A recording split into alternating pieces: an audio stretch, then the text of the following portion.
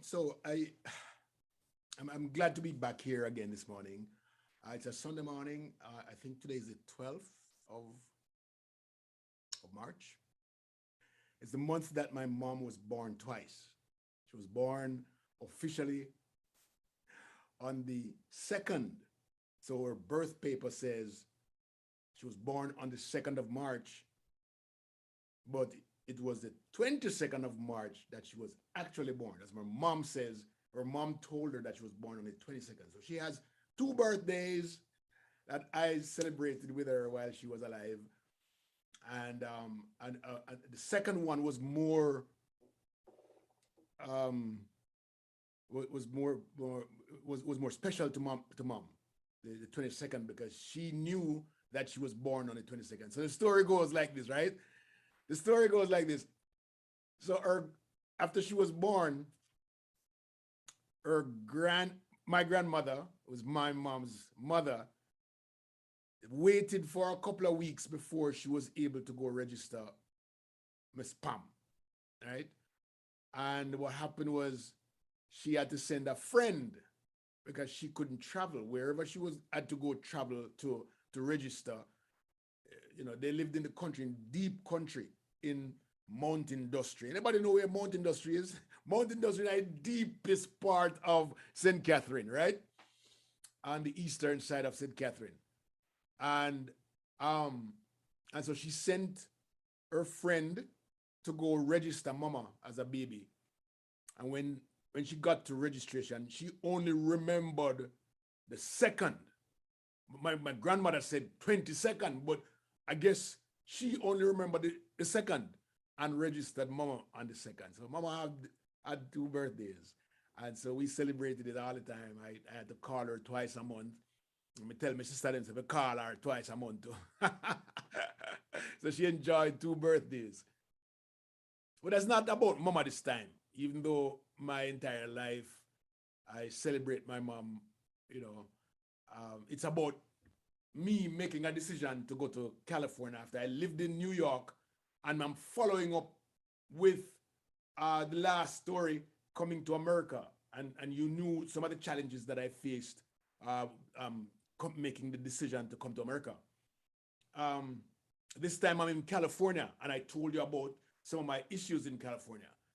It's still at the embryonic stage, the baby stage, where I am still going through the rough times, right? And I recall after I got my, because in the last video I told you about how I got my apartment. I never have any furniture in it for like 6 months, right? No furniture. I'm sleep on ground with one sheet, you know, and you know, Jamaican, so I can rough it out. As long as me have a roof over my head, and me can pay the $350 a month that Ferdy said me must pay. Me have a roof over my head. I have light, cause that was like $12, $10, something like that. I have a telephone. I have a jack up a telephone. I actually got my first telephone out of the garbage bin, right? And I remember it's a brown phone. When I picked it up out of the garbage bin, I'm not technically savvy, ladies and gentlemen, but in order to live, I had to be technically savvy. So I saw the phone. I needed a phone. There was no phone in my house for a couple of days. But this phone, a brown phone, was inside of the garbage bin, and it had a broken, the handle, the line to the handle was broken. And let me tell you this, me sit down one day and figure out how to get dial tone. And I remember when I got that dial tone, I felt so special, like me, I was an electrician, technology expert, yeah? And I remember I sat right next to the phone on the ground because I didn't have anything about it. I sat next to the ground. And when I hit the wire, I hear boom, dial tone. I had dial tone. And so I twisted it up, and I had to be careful how we put it down because the wire wasn't strong enough. Now, I'm not for tape it up or anything. You know, listen, life was rough, okay? So I'm not for tape it up. And so the phone was on the ground for all of those 6 to 8 months that I was there by myself, on the ground, sleeping on the ground, and doing several jobs. And where I lived, okay, so there was North Long Beach and there's Compton. And if you're from California and you understand, you know where Compton is. I lived right on the corner of Greenleaf and Long Beach Boulevard. Ladies and gentlemen, the north is Compton. I am right on the border. The north is Compton. The south is North Long Beach. Compton at the time, if you heard the music during the days, was probably one of the roughest places in America at the time. 1985, 86, 84, 85, 86, the roughest place in America. And North Long Beach was Wassara, where I lived, just in front of 44th, I think it's 44th Street. I don't remember if it's 44th or 49th. Gunshot every night. Ta-ta-ta-ta-ta-ta-ta-ta-ta. Okay? And during those days, Compton had a thing right between Compton and Willowbrook and South LA, Crenshaw. There was a thing that was going on during the days called drive-by. So you don't want to be caught standing at the side of the street too much, right? Or at your gate. Drive-by shooting was going on big time. There were two things that were very popular: drive-by and carjacking. Those were the two big things that were going on in California at the time. And you couldn't avoid it, because as soon as you turn on your local television, which is all I had, boom, drive-by, boom. Last night, 2 people got shot. Last night, 2 people got carjacked. Whatever. It was really popular. So where I lived at 44th Street was purely enough gunshot every night. So I stayed in your house. And so, you know, my life was different. And I'm telling you, if you don't have to come to America, you know, if you come, make sure you're straight. I'm not a proponent of you coming without having your papers. Really is tough. But I had 3 jobs, and 2 of those jobs were with one employer, and it happened to be a guy who I assisted in getting through. He didn't make it all the way through, in getting through learning to drive a bus, right, for the city of Cerritos. I know that. The city of Cerritos, and it was $9 an hour. Me work $3, was it? Anywhere from $2.29 to $3 an hour. All right. I was making a lot of money, but I could make my rent payment. Anyway, so I did that. I went through, and he would pick me up in the mornings, and I would help him with his homework and stuff for the 2 months that we were driving, training to drive. He actually got to like me, and he knew that I didn't have a car, so he gave me his car and said, "Okay, you have to work for me to pay back for this car, because he knows I don't have no money." And so I had to give him $200 every month. I don't remember if it's $200, maybe $200. I remember. It took me 2 years to pay it off, or 2 years plus. And so I had to work for him. Here's what I had to do. I had to work in his store on weekends. I had another job, a customer service job, Monday to Friday, right? And then Saturday, I had to work in his store, his janitorial supply store. By then, I don't remember if I told you in the last story about my son had been born, and my wife came back down, my ex-wife now, came back down to California and was living with me. After 6 months, we were there together. And that was one of the times when I was doing a different set of 3 jobs, right? So this set of 3 jobs included, you know, cleaning up at a college. So I was a janitor at a college at nights, 3 nights a week. And then 2 days, Saturday and Sunday, I'd work at the janitorial supplies. And then I had a customer service job. Now, the customer service job paid me $4 an hour. These 2 jobs paid me 3 times a week to go and clean up the thing, and 2 times it paid me like $150 every week. All right.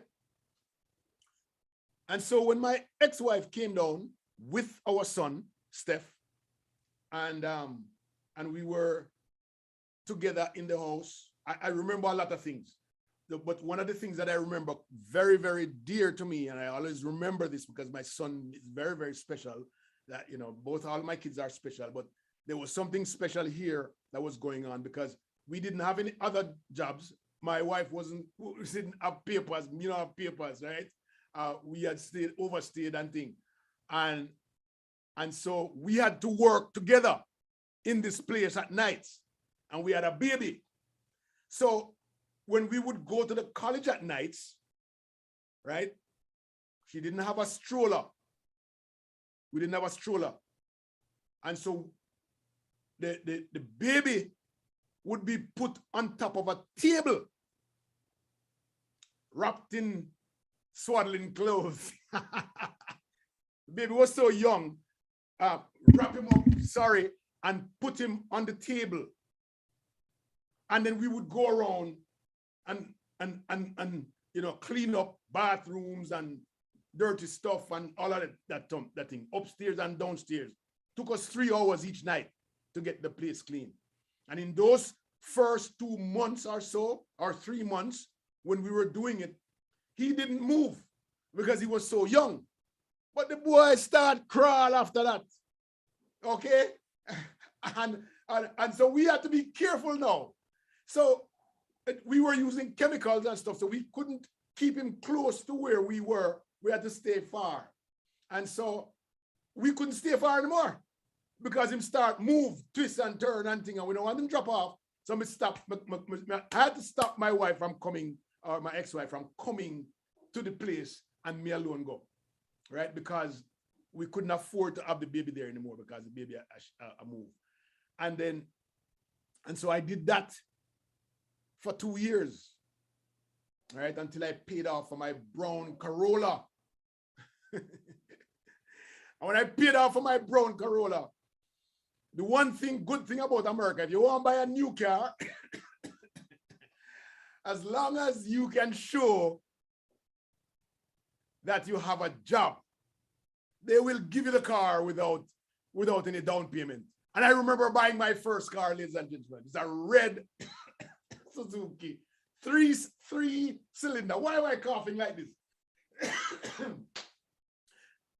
Red 3-cylinder Suzuki something. It's small, 2 doors, 2 door them big, run a back small, but we had a small baby, so only needed my ex-wife and me in the car. So it's a very small car, and when you step in at the gut, you go woo, like it now move, you know, brand new car, but now move. But let me tell you something. Nobody on earth was as happy as I to buy a brand new car in America, because I gave up the brown car, the Toyota Corolla, and got me a Suzuki 3-cylinder, whatever it was called. Sprint. Suzuki Sprint. I don't think they make them anymore. All right. And so, yeah, it's a Suzuki Sprint. And so that was my first effort buying a car, the happiest man alive. Now, remember now, I buy a car without having a bed, without having a sofa, without having any furniture in the place. But we needed a car that would take us around because that one was breaking down too often and we never have no money to fix it, right? So it was better for me to go out and buy a car and thing, and you know. So we you know, she got a job. You know, I don't talk too much about my ex-wife at this point in time. She's remarried and thing, and so I don't really talk, I just talk about me. But it's important for me to note at this point in time that she got a job at a restaurant, right? And they did not give her a salary because they know that she's not straight.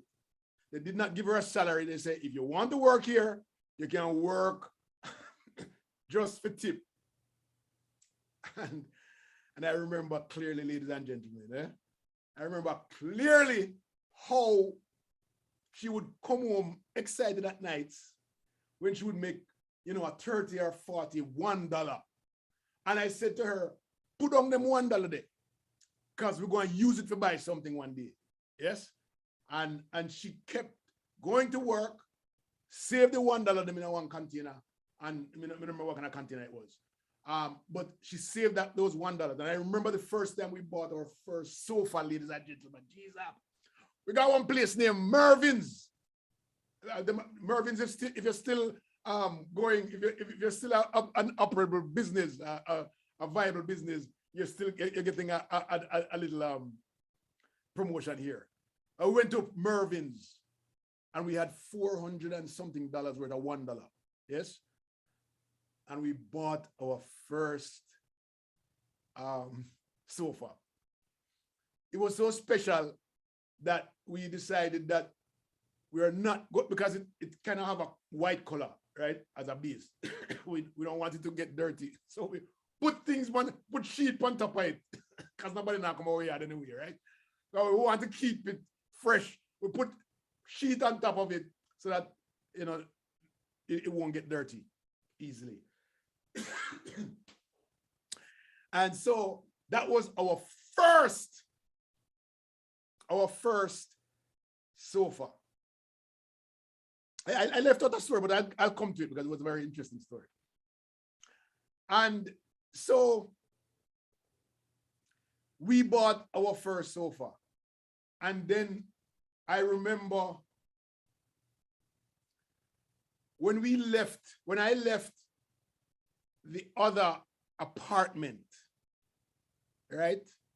When I left the other apartment, not the apartment, the guy's home, his name is Jerome. When I left Jerome's home and got my own apartment, he allowed me to bring with me a big jar. It was a Coca-Cola, plastic Coca-Cola jar about this high. Yeah, about this high, filled with pennies. It was my gift that he gave to me to take with me. He saved it all. Years of pennies. And I had lost my job. The place closed down, the day job. And we never had, for a while, we didn't have no money. I mean, it was kind of hard. So I had to go to my office again. If you remember what my office is, my office, you know, was on the outside at the public phone. And so I got some day jobs. They call them temporary accounting jobs. And the first, one of the biggest accidents in America before 9/11, that was an accident, that was terrorist. But before 9/11, one of the biggest incident that struck America was in 1986, when I think it was called Challenger was going up into outer space and blew up. I remember where I was. I had gone on a temporary job, and on my way back, on my way back, I remember that everybody just, it was just silence. Everything just stopped, you know, and the bus stopped with us, and we were looking at it on a big screen, and, you know, the thing, and, you know, it was a very, very sad moment in our lives when that thing took place. But I remember it was around about the same time that I didn't have any money to go to work. It wasn't that same day, not that time, before that, but around about the same time. I didn't have any money to go to work. And I said, boy, I said to my wife, I said, boy, you know, I have no money and I can't go to work and I have a temporary job. And so we decided it was too early for me when I'm leaving in the mornings. You know, I had to leave early because I have to take 2 or 3 buses. And I remember one morning I got up and we didn't have any money. I didn't have any money to go to the job. So I took out some money out of the thing, some pennies. And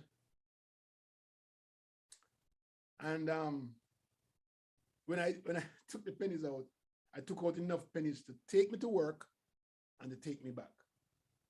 And so the liquor store next door is the closest place, and they didn't want my pennies. Right? They didn't want my pennies. They didn't want to change it for me to get bigger silver coins. So I said, okay, I'm gonna go to work. And when you go on the bus, there is a coin machine right there that you throw your silver dimes and quarters in, right? And it was a penny mail. And I remember when I stepped up on the bus, I was looking at the driver. I know that it's wrong, but I don't have more money. And I put the pennies, jing-a-ling-a-ling-a-ling-a-ling-a-ling, inside of the machine. And the driver looked at me because he says, pennies. And close the door. He said, this boy has problems. In my mind. And close the door and walk down the back. Shame, walk all the way down my back. Because it make a lot of noise. And everybody knows a penny, All right. So I went, and when I was coming back from work, I never have no lunch or anything, you just, when I was coming back from work, it's the same driver that takes me back home, 4 o'clock in the evening. And when I got into the bus, again, ching-a-ling-a-ling-a-ling-a-ling. The next morning when me I leave out now, I was about to put the pennies in the thing. He said, no, it's okay. Ride free on me. Ride free on me. And make sure you catch the bus when you're coming back later on. So for about a week, I had free, not well, it was about a week, it was 3 or 4 days, I had free rides on him. And I'm sure that if he would get into trouble, and I don't know who he is, but I thank him for allowing me to go to work, because that was an embarrassing thing. And I wouldn't have, when you work temporary, you work every week and you get paid every week.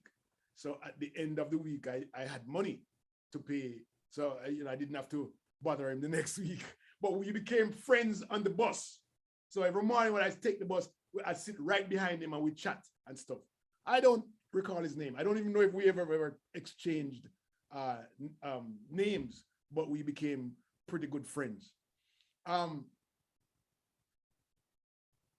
remember also my first bed that we bought. If you listen to the video before this one, you would have known that I got a bed that was really old and mashed down and broke down with me, right?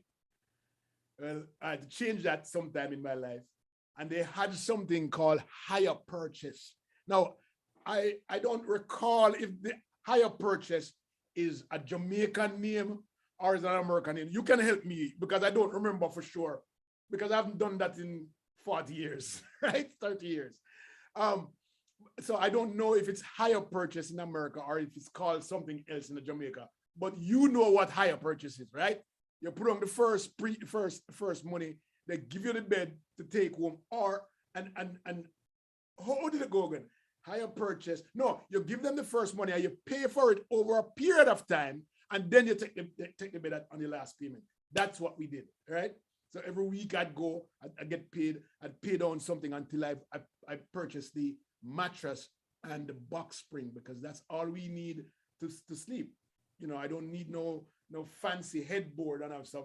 You just need a mattress and a headboard, a mattress and a box spring, and you put the box spring on the floor and put the mattress on you. Yeah, all right. So that's me and my ex-wife.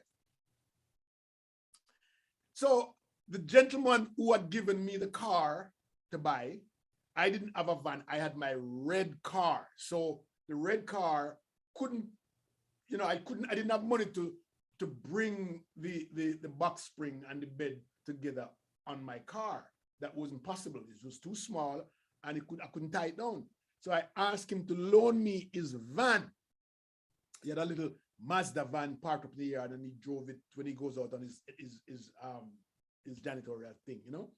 And so he gave it to me. So I got it, and I went to get my bed. I went to get my bed now. Jesus, peace, sweet, all last payment, and me not have no money for them transport it. They could deliver it, but I don't have any extra money. I mean, I'm very excited to pay the last payment. Who cares about that? Me have a friend who have a van and can go and can go get my bed. So we guys bring out the bed and we tie it down on top of the truck, man. You know, it's a pickup, Mazda pickup. So he says, be careful as you drive along, and he put a piece of red thing on the back of the bed and thing and the truck and thing. And so me drive out now. I don't remember if my ex-wife was in the van. Yes, she was. Because we both went and picked it up.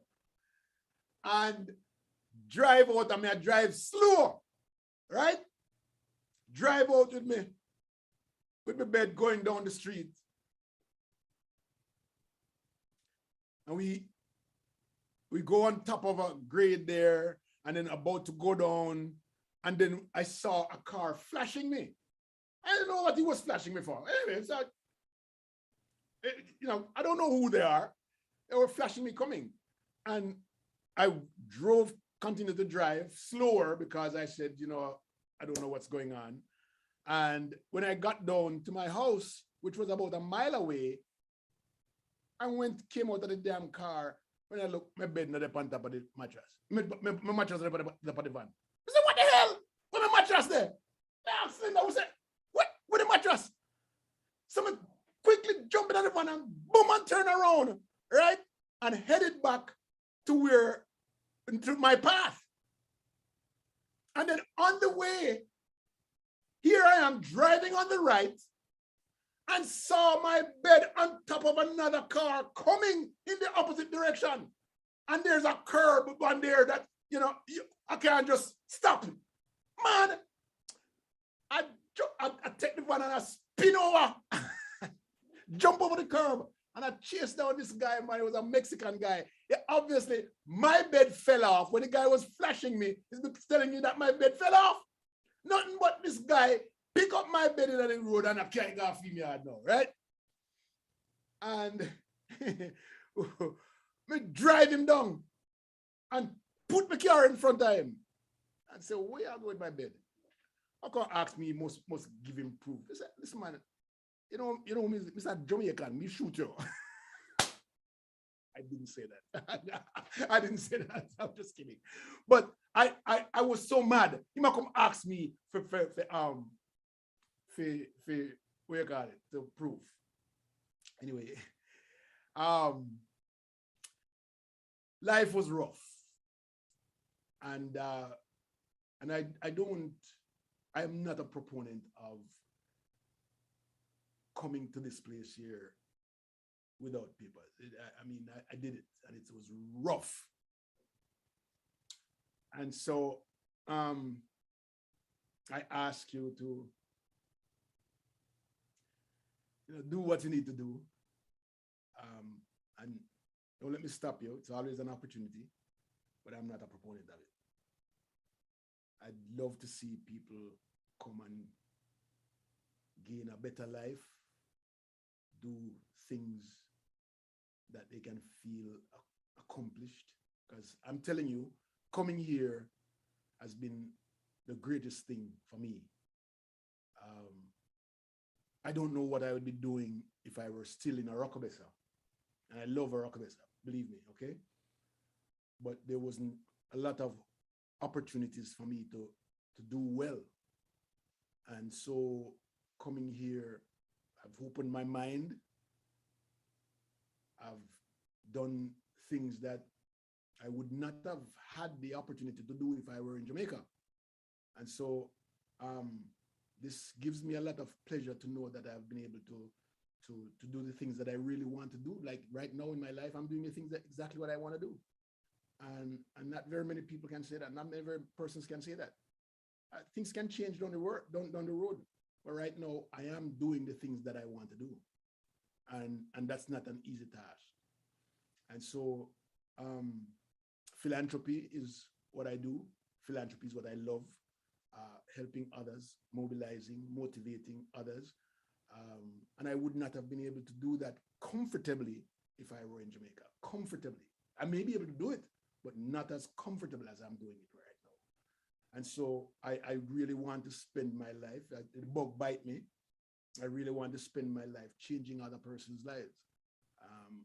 And so I look forward to, this is going to be my last video for promoting a book.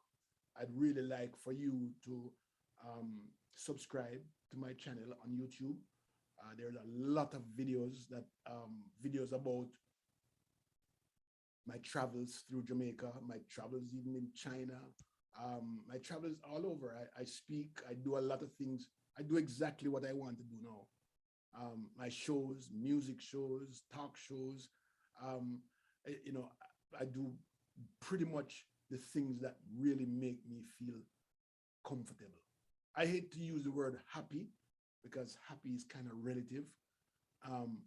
So if happiness is feeling comfortable and satisfied with where you are in life, then yes, I am happy. And things can change. Again, thank you for listening.